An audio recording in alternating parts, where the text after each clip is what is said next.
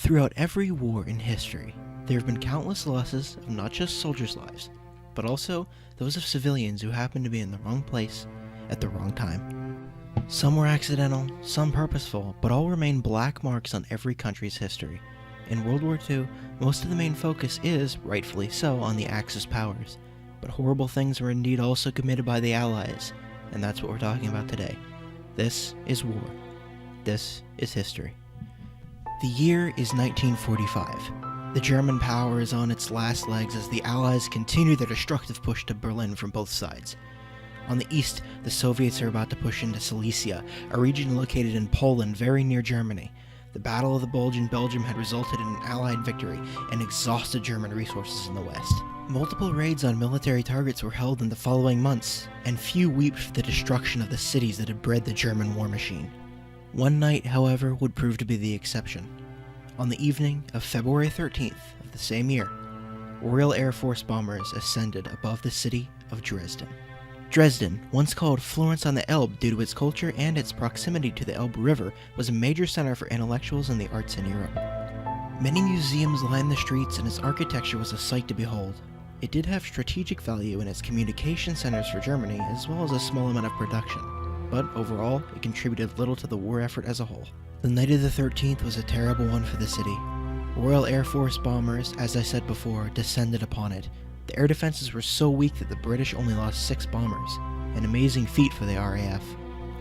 By morning, 1,400 tons of high explosive bombs had been dropped on the city, as well as around 1,100 incendiary bombs.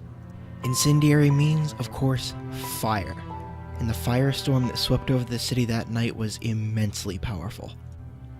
Most of Dresden lay in ruin, but the Allies weren't done yet.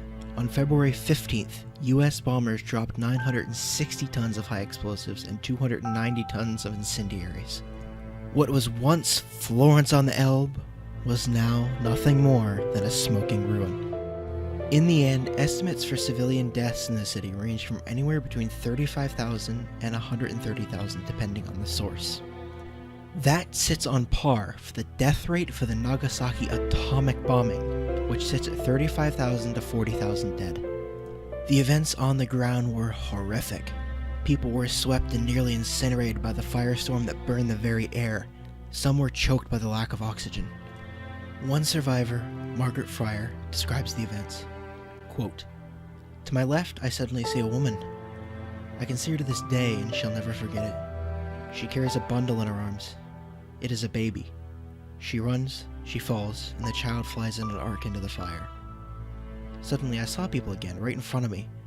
They scream and gesticulate with their hands, and to my utter horror and amazement, I see how one after the other, they simply seem to let themselves drop to the ground. Today I know that these unfortunate people were the victims of lack of oxygen. They fainted and then burnt to cinders. Insane fear grips me, and from then on I repeat one simple sentence to myself continuously. I don't want to burn to death. I do not know how many people I fell over. I know only one thing, that I must not burn." End quote. The last bombings were held on April 17th, 1945, just weeks before the German surrender. Post-war, the city cleaned up, rebuilt landmarks, and persevered, but the memory of the bombings would still hang over it for many years, and for some, even to today. Today, the bombings remain controversial. Allied nations hold that Dresden was a strategic communication center, and that its destruction helped the Soviet offensive into Silesia in the east. Many disagree, saying that the bombings were simply to sow terror and had no strategic purpose. Regardless, the bombings and their effects remain a black mark on the Allies during the war. The immeasurable pain and suffering caused by the fire is simply beyond words. It's important to remember that war is always gray. Any side of a fight can do great things one day and commit atrocities the next. Dresden is a great example of why we must never allow anything like the bombings to happen again. And that's all I can talk about in today's episode, but there's so much more to Dresden and World War II as a whole that I can't talk about here for time limits. Check the links below for more info. And as always, this was history. Thanks for watching.